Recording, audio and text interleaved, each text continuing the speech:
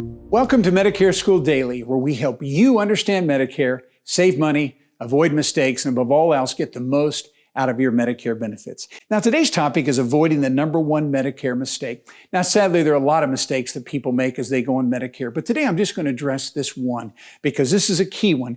And so what happens with many people as they go on Medicare, they make this mistake by making the three key decisions around their Medicare benefits without first getting an education. Now, we all know that there's decisions in life that we don't have to have a lot of information. Basic information may be sufficient. But folks, when it comes to Medicare, you need more than just a little bit of information. You want to make sure you got all the education that's required to make an educated decision, because this is a big decision once you go on Medicare and you want to make the right one. And so what are the key decisions you'll need to make?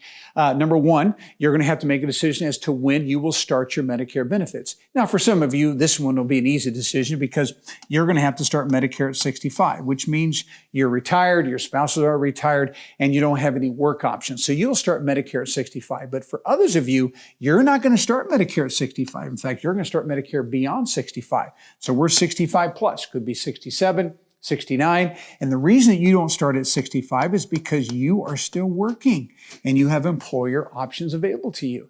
Now, there are some people today that are still working that will go on Medicare. It's a good option for them. It just seems to be better than their work plan. Others of you like your work plan. You like the cost, the coverage of the plan, and you're going to stay on Medicare until you retire. And so your time to start Medicare is going to be later. You got to be educated about that. And then secondly, what you need beyond Medicare A and B. There are some people who decide to enroll into original Medicare only, and they'll have A and B only. Now, frankly, for most of you, that would not be a good decision because there's too much financial risk in having A and B only.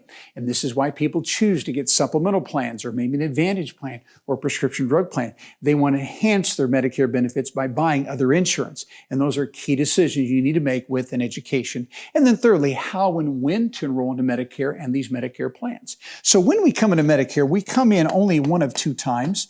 We come into Medicare using what we call the initial enrollment period, the acronym IEP, and this is what people use when they start Medicare at 65. The other time we can come into Medicare is during what we call the special enrollment period, and this is for those who didn't start at 65 because they or their spouse were still working. And so these are the times we come in and we have to follow a certain timeline or a time frame that's set out for us for Medicare. So we make all these decisions so that we're doing this timeline properly, and so that we will not be penalized, because frankly, there are some penalties that come with Medicare that are lifetime. And so this shows us what the proper timeline is, and you need education about those decisions.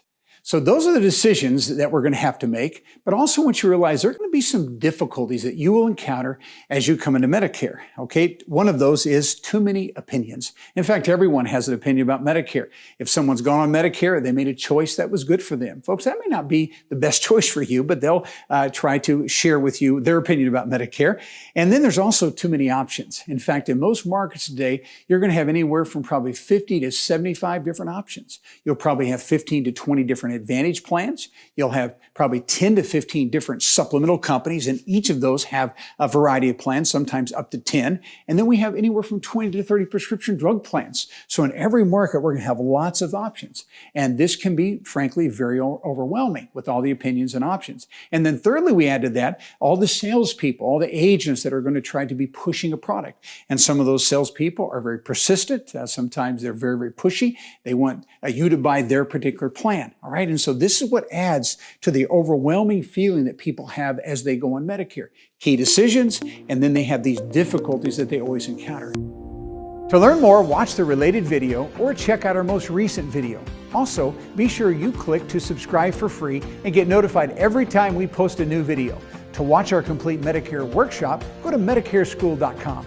And finally, when you're ready to compare all your insurance options and get free enrollment help from one of our Medicare School guides, call the number on the screen. See you next time.